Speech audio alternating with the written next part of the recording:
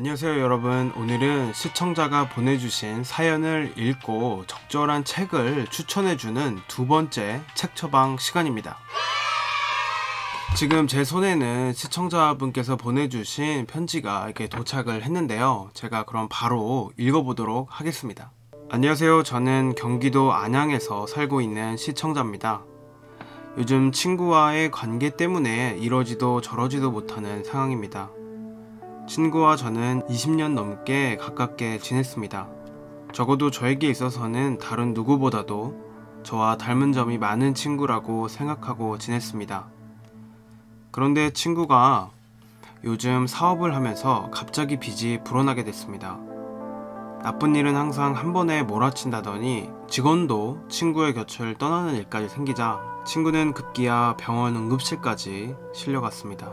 그런 상황에서 친구는 저에게 괜찮다며 자기가 전부 해결할 수 있는 일이라며 자세한 이야기는 피하더라고요. 분명 그것 말고도 속상한 일이 많을 텐데 혼자만 모든 짐을 떠안으려고만 합니다. 친구와 술자리에서 저의 마음은 몰라주고 계속해서 회피하기만 하는 친구가 서운해서 그만 화를 내고 자리를 떠나고 말았습니다. 친구가 저의 마음을 무시하는 기분이 순간적으로 터져 나왔나 봅니다. 몇 분 되지 않아서 저의 경솔한 행동에 아차 하는 마음이 들었지만 다시 친구에게 연락하기가 힘들더군요. 가뜩이나 힘든 일이 있는 친구한테 제가 더 부담이 된 것 같아서요. 타전 것이라면 이런 상황에서 어떻게 문제를 해결하시겠나요? 라고 이렇게 편지를 보내주셨습니다. 감사합니다. 이 편지에서 이 시청자분이 느끼시는 답답함이 그대로 느껴지는데요. 제가 뭐 완전히 이렇게 똑같은 경우는 아니지만 시청자분께서 겪었던 이런 비슷한 경험도 생각이 나고 그 반대의 그 친구의 입장도 비슷한 일도 생각이 나가지고 제가 마음이 불편하더라고요. 그래서 어떤 책을 소개시켜 드릴까 굉장히 고민을 많이 했습니다. 그러다가 제가 이 책을 골랐죠. 정혜신 그 작가님 당신이 옳다라는 책입니다. 디자인도 굉장히 디자인도 굉장히 예쁜데 부제목이 정혜신의 적정 심리학이에요. 적정 심리학은 적정 기술에서 따온 말인데요. 적정 기술에 대해서 먼저 좀 간략하게 이야기를 해드리면 좋을 것 같아요. 제가 얼마 전에 리뷰했던 이 팩트플리스라고 하는 책이 있습니다. 여기 보이시는 이 책인데 이분이 뭐 책의 저자기도 하지만은 그 아프리카에서 진료를 이렇게 해오신 그런 분이거든요. 여기서 그런 예가 하나 나옵니다. 일단 아프리카 오지의 그 의료 인프라는 다른 나라, 그러니까 그곳보다 좀 선진된 기술과 인프라를 가지고 있는 곳에서 어떻게 보면 이식해 온 거죠. 그게 현지의 사람들을 살리는데 적절하지 않다라고 판단을 한 거예요. 뭐 의사분들께서는 그러니까 한 사람 한 사람을 최선을 다해서 돌봐야 된다라고 생각을 할 수 있겠지만은 이 사람은 그러기에는 환자가 너무나도 많다라는 거죠.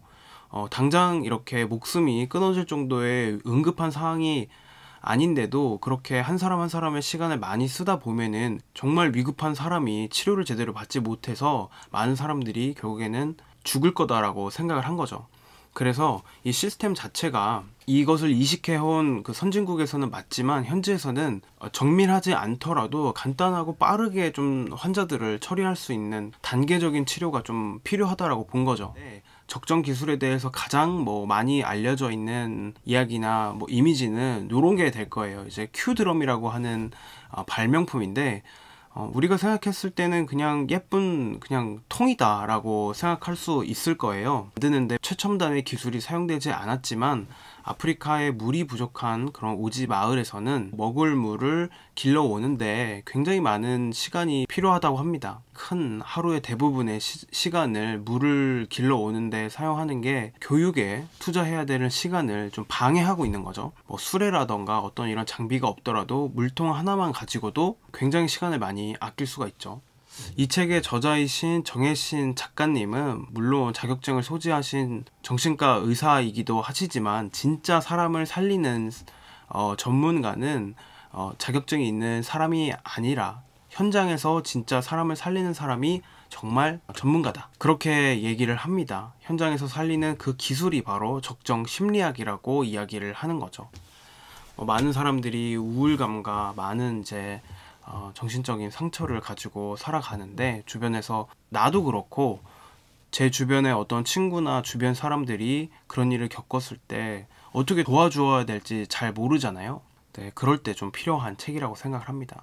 이 책에서는 현장에서 이 작가님이 만난 많은 사람들의 이야기가 나와요. 제 책 처방 컨텐츠처럼 그 실제 인물의 사연으로 구성이 되어 있기 때문에 읽는 내내 굉장히 몰입도가 좋습니다. 여기 편지도 많이 등장을 해요. 사연을 저에게 보내주신 분께서 이 책을 읽어보신다면 분명히 큰 도움이 되리라고 저는 생각을 합니다. 제가 사실 이 책을 처음 읽기 시작했을 때는 별다른 기대를 안 했어요. 어떤 선입견이 좀 있었거든요. 이런 류의 책은 뭔가 어떤 논리적인 그런 구조가 없을 것이다. 그리고 단편적인 어떤 사례 중심을 그냥 단순하게 나열해 놓은 형태의 책이기 때문에 앞에 그냥 한두 사연 정도는 재밌지만 뒤로 가면 갈수록 재미없을 거다라는 그런 생각을 했는데 전혀 그렇지가 않았습니다. 뒤로 가면 갈수록 점점점 깊은 층위의 그 나를 생각해 볼 수 있는 그런 구조로 돼 있기 때문에 구조적으로 매우 훌륭한 책이라고도 할 수 있어요. 저는 사실 이런 생각을 했거든요. 타인에 대한 공감도 굉장히 중요하고 하지만은 결국에는 제가 가장 중요한 거 아니겠어요?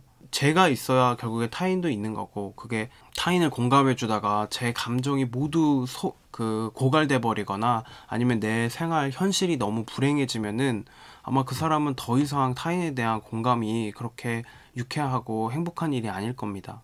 그리고 이 거대한 사회에서 개별자로 나를 잃어버리지 않고 사는 게 얼마나 자기를 위해서 소중하고 중요한 일인지를 일깨워 주고 있어요. 저 또한 읽으면서 아주 많은 좀 궁금증도 풀리고 감정에 대해서 조금 자세하게 생각해 볼 수 있었다고 할까요? 읽고 난 뒤에 마음이 많이 가벼워졌습니다.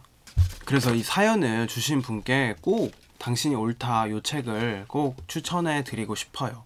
제가 오늘 준비한 내용은 여기까지입니다. 그리고 책 처방 컨텐츠는 계속할 예정이니까요. 혹시 뭐 궁금한 점이 있거나 사연이 있으신 분은 더보기란에 메일 주소를 써놨으니까 꼭 여기로 보내주시기 바랍니다. 오늘도 시청해주셔서 굉장히 감사하고 다음에 또 만나요. 안녕.